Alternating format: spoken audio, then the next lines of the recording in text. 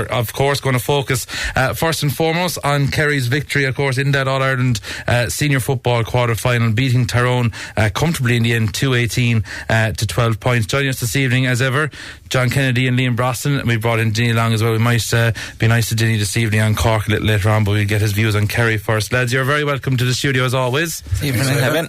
Liam, I think we chatted to death on Saturday. People will be sick of me and you chatting, but look, now that we've had a bit of time to this, that, you know, it's a great second half performance from Kerry into the All-Ireland semi-final. Yeah, a fantastic weekend of football for the ladies and the men's, and the performance of our senior men's really on Saturday. I won't say, well, I suppose it will. It surprised a lot of us.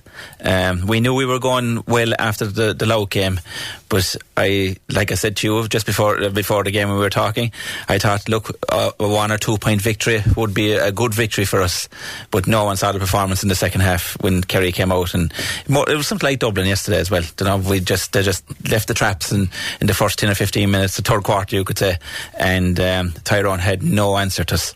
No, they couldn't, like the old Tyrone teams where they could lay a hand on you, they couldn't get near us. No, and that comes down to obviously credit to the management and to the players themselves. But we kicked the ball. You know, we played football. We didn't run into blind alleys. We didn't run into heavy tackles to get to get knocked down. We kicked the ball, and we did a Tyrone on Tyrone. You know, like we said before, Tyrone always bring physicality, and they're mentally very tough as well. But it was the opposite last day. We were to say, like the physicality that we bought, the turnovers. Like I was just looking at a few stats. I think we turned them over 24 times. And I think someone said today actually we got something like 111 out of the turnovers, and they only turned us over 14 times. So that was a huge stat there for Kerry straight away. And you know by defensively, our defensive structure was back to where we were last year when we won All Ireland, and I think that was the catalyst for that victory the weekend. Absolutely. Look, I think you chatted before the game Saturday, you mentioned how Kerry were warming up while we were chatting, that they were doing plenty of kick passing to warm up, so it was something that Jack obviously talked about in training. The build up was something that they were ready for, and ready for that kicking game. Yeah, and you could see that, and like we said last day, the Louth warm up as well, and John was watching it as well. There was more intensity with us, that it was all kick passing, but Jack was in the middle. That's what I liked about it. Jack was in the middle of it. He was doing the kick, he was doing the organising, he was doing you could see there was a buzz, and it was the same the last day above. We were watching Tyrone, they were doing their warm up, they were banging off each other, they were hitting each other's shoulders, they were hitting out their chests off each other. But you look up at the other side of the field, Kerry were kicking the ball at speed, so you knew what way teams were going to play, and that's the way it kind of panned out in the end. They couldn't get near us to hit us because we were moving the ball so well. John, 3 points up at half time. Was that what you were expecting going into it? Were you at half time, were you thinking it's there for Kerry now? What was your view on it? Yeah, similar to Liam. Look, I think the general consensus was it was going to be a tough game, and quite happy with the first half performance. As he said, the body language of Kerry was, there was a buzz about them. The defensive structure was excellent. Tyg Marley was back to what he did last year. All the other backs, but the midfielders were coming back. Darren Moynihan was coming back. Adrian Spillane. There was a structure to it.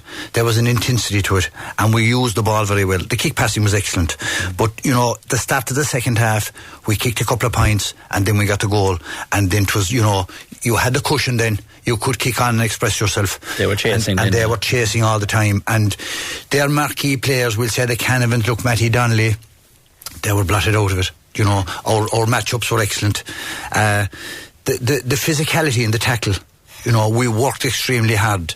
And, it was, I suppose it has been said numerous times since Saturday, Diarmuid O'Connor in the middle of the field. He's now playing the football that we know he's capable of playing. We've been saying here for a bit about Kerry, disappointing. We know the ability is there, and for whatever reason, but it's not a coincidence, I think, that in the game against Louth and Saturday, it's championship football now. It's knockout football. There's no more shadow boxing. And like Liam said, Jack was in the middle of it. There was an intensity about everything they did. There was a structure about it. And, some fantastic individual displays. But again, no more than Louth, you'd have to say, really disappointing from Tyrone. Not taking away from Kerry, they were really blotted out of it in the second half. They didn't put a hand on us. You know, they were struggling. They were second to every ball, and we dominated totally. And you know, it was a huge boost going into semi-final against Kerry. A workmanlike performance. You know, showed that we are champions. And put down a marker again. Is it a testament to Kerry and the way we set up that we didn't allow Tyrone have that chances and we were first to every ball? Is that a lot of credit down to Kerry on that front as well? There's no doubt, and there's great credit due to the management team and to the training people, because you know, obviously we were behind. We said that during the league, but it looks as if they've got it spot on. A month ago in the All-Ireland series, and we're really boiling now. And you know, I don't think we got any injuries the weekend. It's falling into place, and certainly we're the champions to be dethroned. And it'll take a very good team and a very good display to beat us. Absolutely. Dinny, I was chatting to Liam and, you know, at half time and on Saturday, and Kerry were after going on a run of 3 scores. I think it was 6 points apiece, then we went 9 points to 6 up at half time, and then going through was 24 minutes without a Tyrone score, and in that time Kerry scored 1-8.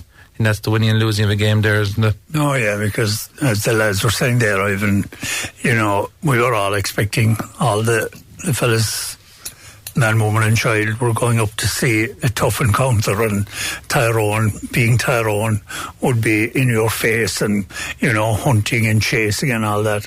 That didn't materialise, which was very unusual. But not, you know, Kerry performance was exceptional. Like I was saying to the lads there, you would rate them all 10 out of 10 practically on the day. And I think the other thing maybe that, you know, Kerry have played Tyrone so many times, and the present crop of players probably didn't play them that many times, but they'd be watching it in television and hearing about it. I think they stood up, and I think the big thing for me was the kicking. They didn't allow themselves to solo into to Tyrone. They kicked it quick, so Tyrone didn't have time to bunch tackle or get in around a player. So, you know, from a tactical point of view, Kerry were absolutely spot on. Tyrone obviously not taking from Kerry's win, but you know, we watched Tyrone for 20 years since they came in 2003, and that was a shadow of Tyrone, but that's not taking from Kerry's win. Everything Kerry did was good. They were good in the tackle. They were good all over the field, and I suppose the big plus for them was that the two lads in the middle of the field who had come in for a lot of punishment and a lot of stick, you know, they stood up quickly. Dermot O'Connor had a fine game, kicked 1-2. You know, what more could he do? But, you know, I saw him 6 months ago, or maybe more, walking down the town or somewhere. I didn't realise he was such a big physical man. So, you know, he's 23 or 24, whatever he is now. So he's coming into the top of his career, and, you know, he can only probably get better. It's the side of football you want to see played, Dinny. I remember saying before you didn't like managers calling about minding the ball and hand passes. It's the side of football that you like watching. I do, yeah, because, you know, the game is meant to be enjoyable, and it's enjoyable for the players and obviously enjoyable for the people going in, paying their money, and, you know, people listening in radio and watching it on television.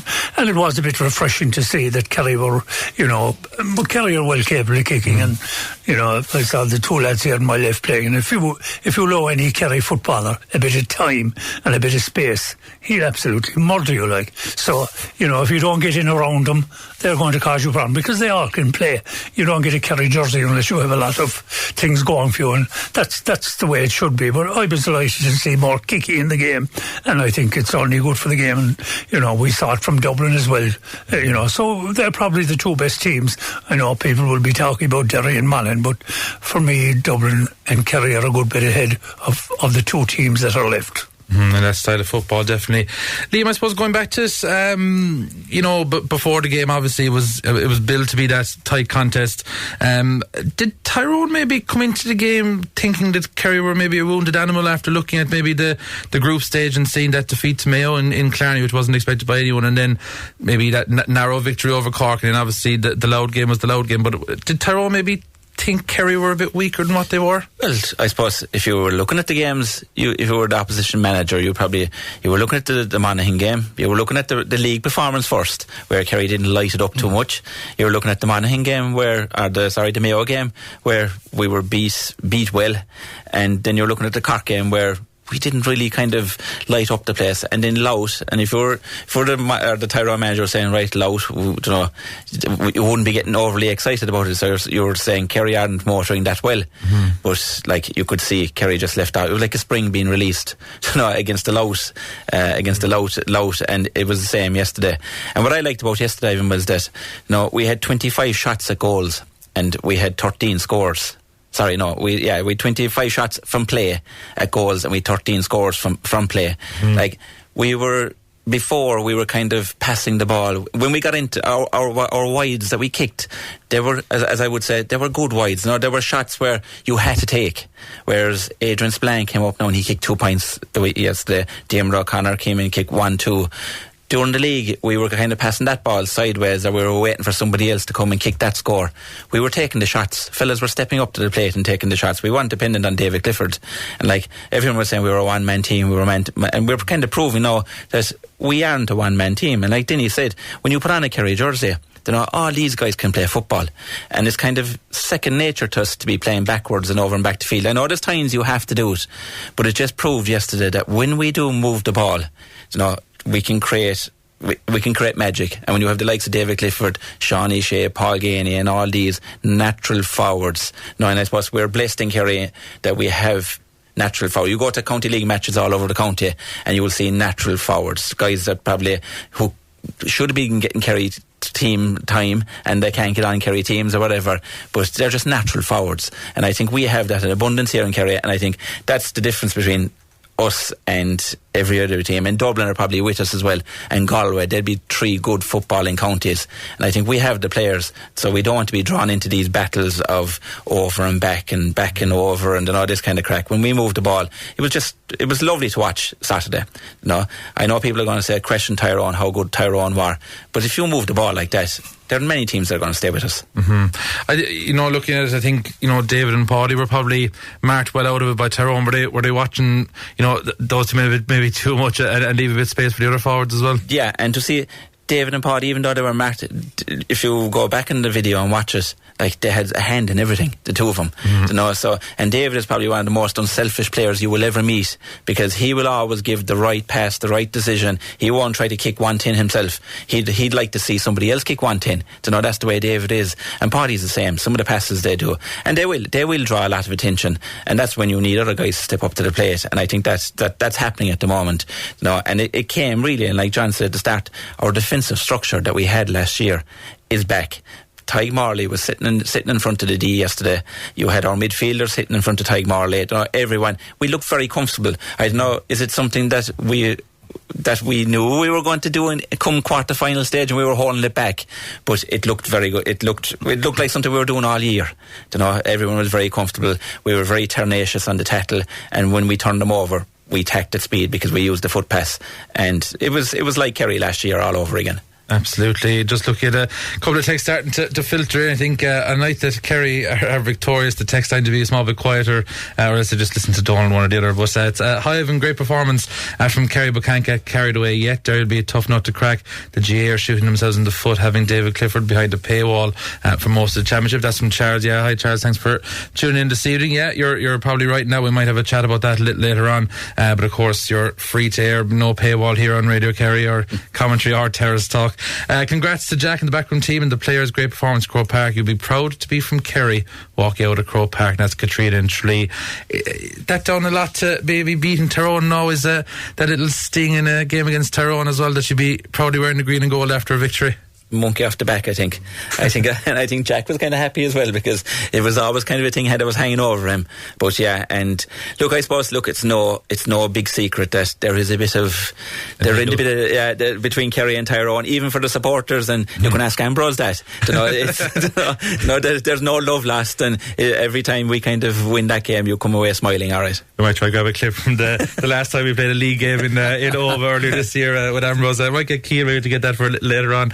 But we must go for a quick break, but after that we'll get Dan Kearney into the conversation. Of course, fantastic win for the Kerry ladies as well, not forgetting them, and Dan will chat a bit how that game went and about Meath as well. We'll take a break. Hey, welcome back to Terrace Talk. You can give us a call 066 712 666. Keen on the phones there. You can text or WhatsApp your views to 083 300 300. Plenty still come in, and we get all your comments before the end of the show this evening. But it's time now to turn back to the ladies for a couple of minutes. Of course, a fantastic win over Cavan, 221 to 25 in the end. Kerry securing that home quarter final, which will be against Meath. Formidable opposition in ladies football, and a fantastic occasion on the same weekend, of course, that the men will be taking on Derry as well, so sure to be another feast of football. Joining me now is Dan Kearney, of course, who was on commentary duty for us on Saturday. His debut on commentary, I must say he did very well. Dan, I hear that you were missed the start of the men's game. You were still so busy signing autographs coming out of Austin Stack Park. I think that's a bit of fake news now, to be honest about it. It's running away from me, they'd be but I know I enjoyed it now, and it was great that Kerry got the win, and in fairness to them, they played great football, and I know the scoreline would you'd say that Cavan were pretty poor, but they weren't bad. They put it up to Kerry at times. Particularly, I suppose, in the early stages of the game. So they're quite a young side, bar one or two experienced players like Geraldine Sheridan, Aisling Sheridan. So they put it up to Kerry, but look, Kerry pulled out the stops when they had to. And, they produced a great performance. And, Kerry went into the game without, I suppose, 5 marquee players in a sense. They were without Lorraine Scanlon, Aisling O'Connell, Niamh Connacour, Hannah O'Donoghue and Eilish Lynch, and they're all starters, and all-stars and all-star nominees. And, Kerry didn't have to call upon them in the game. And that's a good sign. And the people that came in, and particularly the fringe players, they stood up and they put their hands up. And it's all good going forward. To have that kind of competition in the squad, Ivan. I suppose, look, when that group came out, Dan, I think that Dublin game was going to be the massive test to come out in the group and get the top spot as well for your home quarter final. Not just missing Cavan, but I suppose going back to that win over Dublin really was what set them up for this quarter final now against Meath. It was. The win over Dublin was the big one. There was no doubt that Cavan weren't going to beat Kerry. There was no doubt, and Dublin gave them a bit of a hammering as well. So the big game was the Dublin game, and Kerry pulled it out that day in a fairly rough game in a sense. But like the Kerry men yesterday or Saturday, I should say, against Tyrone, they stood up. They stood up to the physicality of Dublin that day, and they gave every bit as good as they got, if not more. And that was what really gained them the home quarter final. And of course, All Ireland champions Meath now in Saturday week now, so that's an absolutely massive game for this Kerry team. Absolutely. And look, I suppose Saturday evening 7:30, presumably Ostack Park, and there's talks about hurling matches and everything else, but it's a great occasion for maybe to get out on the Saturday evening before people head for Croker on the Sunday as well. Absolutely. And like you say, it's not confirmed yet, so we'll have to wait and see what the story there with the hurling and everything, but it is a great occasion. Look, there was great support there on Saturday, and there was a huge amount of kids, which is phenomenal, and they were all out in the pitch after and getting autographs, and I think most of them at the start ran to Louise Mary Hurtig, so she was feeling the kind of the David Clifford effect there for a while, but it's great, and hopefully, look, I was talking to Darragh Long on Saturday evening, and he was saying, look, hopefully the public will come out, and we were hoping that there'd be different days as well, between the two games, and they are. And hopefully the public will come in, because this is going to be an absolutely massive game. This is going to be the real making of this Kerry team. They beat them in the league, they beat Meath in the league, and they beat Meath in the league comprehensively. But I was looking at the two teams there before I came on, and the team that Meath had yesterday, they had 6 changes from that team that Kerry beat in the league. But the two most significant changes were Vicky Wall was back, centre half forward, and Emma Duggan was back, wing half forward, kind of stroke midfield. Two huge players, Ivan. Two huge players. they changed the dynamic of this Meath team. So it's going to be an absolute battle for the ages, like, you know, and hopefully the crowd will get behind them. Look, the game in Dublin isn't until 4 o'clock the next day, like, you know, so I mean, people could catch the game in either Austin Stack Park or wherever it'll be, and then travel to Dublin the next day, you know, to catch them in, like, and, you know, to make a great weekend of football. Absolutely, definitely whet the appetite for your trip to Croker. I suppose there's one final thing, Dan. I know you're watching the clock this evening on us. I just want to mention, I look at the report there you've written as well. 11 different scores for Kerry yesterday. You mentioned the fringe players coming in and stepping up. That's a fantastic spread of scores, no matter what game of football you're playing in. Well, absolutely. I mean, every one of the 6 starting forwards scored. The 2 midfielders scored. Tyrone Murphy came up from cornerback and got a goal. She's getting into a lovely habit of getting vital goals there. And you know, at the end of good passing, well, she's one of the most improved footballers on this Kerry team. Phenomenal. I mean, you had subs coming on, like Rachel Dwyer got 3 points after coming on. Erica McGlynn got a point. So, like, I mean, that's all very, very positive. Like, you know, these players coming on and they're stepping up. Like, young Amy Harrington, you know, played at midfield there yesterday. She's 19 years of age. And she didn't look out of place at all at midfield. You know, she put in a very, very good shift there. And then, of course, you had the likes of the usual Daniel O'Leary there, you know, outstanding at centre forward with 4 points, and, you know, special mention around the half back to Caught Lynch. I mentioned her a good few times this Saturday. Outstanding football, you know, at this stage for her career. She's getting better. She's like a fine wine, like, you know. So, and Chief Roche there up corner forward with 1-2. So look, there's a great spread of scores. Any of them can score. The one thing about this Kerry team is they're a very, very skillful team. They have it. They have the skill, but they also have the desire and the work rate, like, and that bit of steel. And, you know, hopefully, you know, the big game is Meath. This is their All-Ireland final in a sense. Again, you know, if they can get over, if they can knock the All-Ireland champions out of the championship, then God only knows what could happen. You're into an All-Ireland semi-final, and you're looking for Croker then again, Ivan. A massive statement that would be. Look, Dan, we'll leave you off to your business. You've been busy enough for us all weekend. Thanks very much for taking the time out this evening to chat to us as well. Thanks, Ivan. Thanks a million. Brilliant stuff. Dan Kearney there, of course, was on commentary duty. I suppose, Liam, look, you were on the car up on Saturday, so I wouldn't expect you to watch it kick for kick. But look, another fantastic win for the Kerry ladies, and Declan and Dara just doing a fantastic job with them as well. It was, and the one thing I see with the ladies this year, and I was at a couple of the games last year with the radio, is the physicality of them. No, when I saw the All-Ireland final last year, I thought Meath kind of were, you could see Meath were a couple of years ahead of them. But this year, with the games I saw with the Kerry ladies, I know they kind of got a bit of a rocking in the Munster final, alright, but I think, look, kicking the arse every so often in bad either, and I think they're after regrouping now again, and this is a nice draw for them, you know, at home against the All-Ireland champions. Like Dan said there, if they can pick this off, it's going to give them a massive boost heading into an All-Ireland semi-final. Now, it's going to be a huge game, and I do hope that the Kerry crowd will come out and support them, because they deserve it. They're great ambassadors. Like, you have a full forward line there with the last as good as any Kerry men's team. They kick 1-9 between them.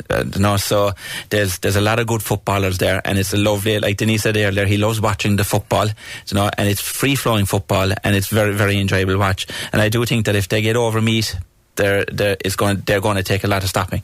John, I suppose similar to the men's, like, you know, when Kerry drew Tyrone, there was probably that small bit of nervousness around it after the group stage, and like Liam mentioned, maybe the Munster final not going the way and coming out of the group now and getting, you know, All-Ireland champions Meath. It's the game, you know, that everyone wants to watch. Maybe a small bit nerve-wracking looking at a game like that, but it's the game now to test yourself, isn't it, at the quarter-final? There's no doubt. And, you know, the Cork game, like Liam said there, you know, they went through the league, won the league, you know, and set down a marker, and a reality check then, you know, with Cork. They're a great side. There's a lot of work on him with the lads, and like Liam said, you know, the skill levels and the football they have, you know, I've seen a few of the games, particularly the game against Dublin here in Austin Stack Park, you know, they blew them out of it, but the quality and the kick passing and the scoring that they have, and I think the fitness levels they've built up, you know, certainly they're up there now. This is a real test, because, you know, like Dan said there, Meath have a few of the stalwarts back.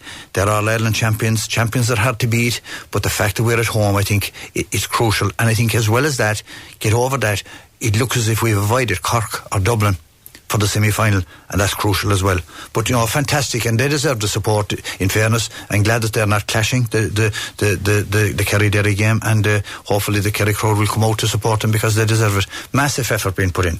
Absolutely. Plenty of calls coming in. Keane's a busy man next door. What are the panel's thoughts on Clifford's wonder pass? Was it a 1 in a million occurrence? Yeah, I think Twitter all day yesterday flicking through the goal kept coming up, and just that the touch of the ball and the kick over the head, it was just something that's, I don't know, just a bit of skill I've never seen before, John. Exceptional players do that, Ivan, and he's an exceptional player. You know, people were saying, did he see Tony Brosnan? He did. His vision, he has it. You know, the exceptional players have that, and he knew if he handled that ball and held it, he was buried. So like one touch, but yeah, the execution of the pass, it's fine to touch it, but where's it going to go? But it was just in his stride. Tony got it, and the finish then, it was important, it was finished because of that kick. And you know, I think both goals by Diarmuid O'Connor and Shawnee Shea, the composure they showed, sidestep, keep, you know, no pressure, and just, you know, they didn't burst the net, but they found their spot. And you know, exceptional David Clifford, exceptional. Absolutely. Liam, he had your seat. I saw the video of you in commentary. Were ready to jump on top of Tim. It was it was just a fantastic move, and that Shawnee Shea again, just the composure inside the box when there's fellas coming at you. I don't know how they do it. Yeah, because I suppose the one thing I was kind of worried about, and you probably saw in the video, my mouth was kind of open. I thought he was going to be driven up the Rosette, you know, and that's what it was. Look, and David knew that himself, because he never caught the ball. He actually pushed the ball. If you watch it, he pushed the ball down to his leg quick, and everything was done so quick, and people were kind of saying, how did he see it? I think he felt them. You know, I think, like John said, exceptional players, the likes of the Messis and all these guys, you know, you could see the passes they give in soccer matches. They're just unbelievable. But David knew what was happening. I think he felt, and he could hear him coming at him, and he just did that bit of magic. But and which was the main part, it had to be finished. And, you know, because I know we'd be talking about the great pass, but if it hadn't hit the back of the net, we'd be kind of saying, look, what if? But when he hit the back of the net, it just made it that bit better. But it was, I suppose it was something like everyone kind of gasped. You know, when he did it, everyone was kind of saying, wow. And next thing it was in the back of the net, because everyone realised this is magic. Like, yeah. You know, goal of the season contender. Yeah, just well worth going to see that alone, yeah. Absolutely. Dinny, caller in, what would the outcome have been for Kerry if they had been playing Mayo? I think it would be probably pretty similar. You know, Mayo had a great league. They won the league, played good football in the league, beat their nearest rivals. Galway. It would be like Cork and Kerry. To beat your rivals is a bit more difficult because they're up for it. It takes on a new lease of life. But came down to Killarney, had a marvellous win. You know, Kerry people even leaving Killarney were saying, oh, problems here, are we in trouble? Kerry looked as if they were in trouble at that stage. I have no idea what they were doing in terms of a block of training or whatever, but then Mayo's next day out was against Louth, and they got over the line by a point. And then, to play Cork, whereas Cork have improved a bit, they hadn't improved that much. Mayo were contenders, and they had, a big chance to play at home in a quarter-final, avoid an extra game, and they failed, pretty miserably. And the last day they were quite flat, and Dublin, once they started getting at them, they really didn't have any comeback. But I thought surprising on the Mayo line that they took off Aidan O'Shea. Sometimes, a lot of people wouldn't be they'd be criticising him, but in fairness to him, I thought he was having a good game, and he was the only outlet, if you like, to win ball. And they, surprisingly now, whether it was the GPS took him off or whether it was the guys with their vision, I'm not sure, but I would have refused the information that they got from the GPS, and I'd have used my own discretion and said, whatever. They had no chance even at that stage, but I thought it was a bit unfair to take him off. Do you think same outcome, John, with Kerry beating Mayo? Yeah, I think they would. On the way Kerry are going, Ivan, I think they would, and it's maybe the game, a lot has been said about the break, and you going in as provincial champions, you avoiding that game. Yeah. The intensity now, and I think the work rate and the physicality of the Mayo and Galway game, I think it certainly took a lot out of them. They started well, but I thought O'Hora, the cornerback, he was lost. He's a great defender. He was lost, and Basquel went to town on him, and you can't afford to give away, especially the goal. He was badly cut for the goal. I'd agree with Dinny. He had no share. I don't know why he was taken off, because he was, apart from Ryan O'Donoghue and Tommy Conroy, he was one of their best forwards, and he was winning ball. But certainly look on the display at the weekend and what we saw, I think Kerry would have beaten Mayo. They'd have beaten most teams that were in front of them, I think, at the way they played the weekend. True, not to ask you the same question, Liam. Yeah, I think the biggest mistake Mayo made was letting Cork beat him. It put him down a very hard avenue, and if like that, between 3 hard games in a short period of time, and you're looking at injuries, even though they didn't have that many injuries. But I think that if they got over that Cork game and probably went in as group winners, it would have an easier path for them. But something badly went wrong there anyway, because the way they were going through the league and the way they played us in Killarney, it went after that then, whatever happened. But look, I agree with Dinny. I wouldn't have taken off Aidan O'Shea. I think he was the out ball. He was the man that you could kick in 1 or 2 high balls in. The couple of balls that were kicked into him, he won them and he passed it. And he won and passed it. So I don't know, is sometimes this mythical thing can come in that we take him off and it's all his fault. He's kind of the pantomime villain at times. So I was very surprised because they were rudderless when he went off. But you'd also ask, Ivan, like when you win the preliminary quarter final, you should have 2 weeks for the quarter final. Yeah. I think regardless of the time scale, fit it into it, because at the level we're at, I think you need that 2 weeks. And I would go a step further. That replay.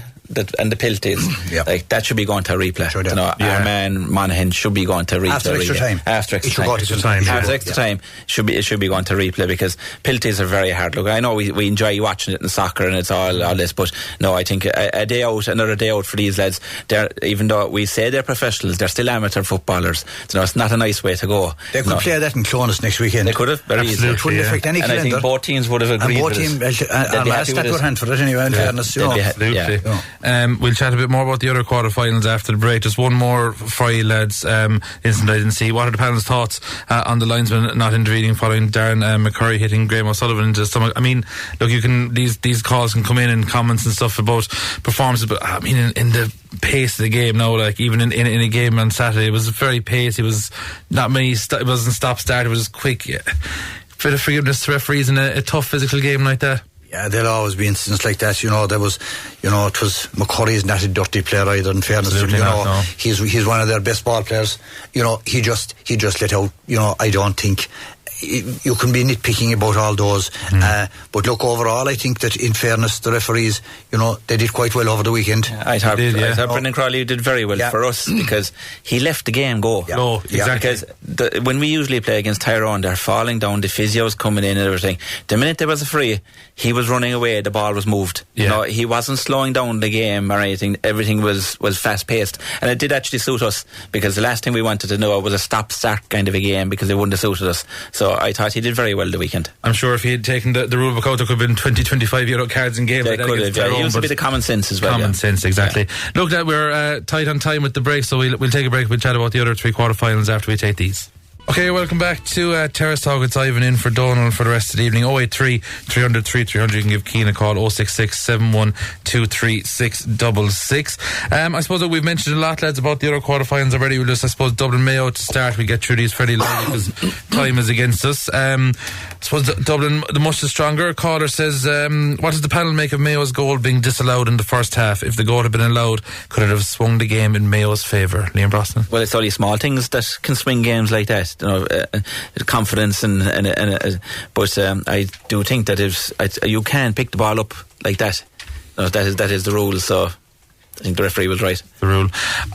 Were Mayo somewhat disappointing, John Kennedy? Do you think they'd bring a bit more fight to it? Yeah, they were disappointing. That the goal that had a big game, but the Dublin goal, I think, was the one. They started well, but the second half, Dublin just took off. It's hard to put a finger on what happened, Mayo. They seem to have the energy levels. They seem to be up for it. Few little things went against them, but I think the power of Dublin, their bench, their marquee players again, the Fintons, look, and the Howards, and the Jack McCaffrey's coming on, Paul Mannion. I mean, you could be reeling these guys off. Lee Gannon is certainly playing very well behind. Their pace, Similar to Kerry, Basquel was the man, I think, 2-2. You know, their pace, their kick passing, but their acceleration, like a lot of similarities with Kerry. And you know, there was only one team in it really. You know, they were pulling away, and it showed. Then, you know, bringing on Dean Rock, he wanted to score his first kick. You know, it was like all times. Certainly, they're a well-oiled machine. They've come through kind of under the radar, and they're in the semi-final. Yeah, doors out tomorrow, I think, under the radar is definitely what we're talking about. Dublin, Dinny Cork, I suppose. Look, had a very good year in fairness up till the quarter final. I think maybe some of it just disappointing in going down to Derry the way they did. Yeah, I suppose, you know, scoring, what was it, 1-8, you know, 1-8 wouldn't win you much at that level in a quarter final in All Ireland series.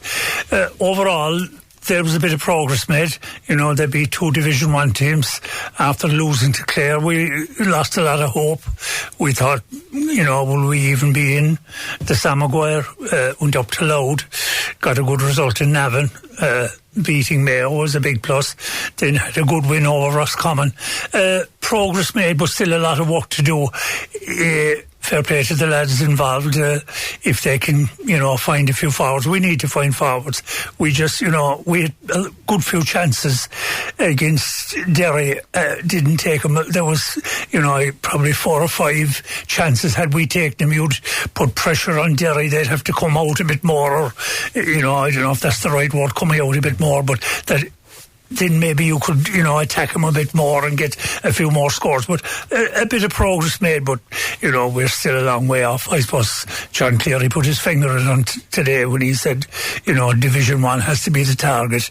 You know, if we could get to Division 1 and, you know, maybe win a round or 2 of the championship next year again, that would be progress. But it's not going to be easy because hurling is, as we know, and it's not an excuse, hurling is big in Cork, and Cork haven't won a hurling for a long time, and they're really, you know, and any fella that is good at the hurling and good at the football, he's going to opt for, you know, Young Hayes there was lost, the Cahillans were lost. They're all huge players that could have make the difference the last day against Derry and make a difference going forward. But, you know, you say hats off to them, they're going hurling, and that's their choice. It was the goal, Dinny, after Cork getting the goal. Well, yeah, that was the turning point, really. You know, 54 seconds. Yeah, they got the goal, but they conceded quite soft. Yeah.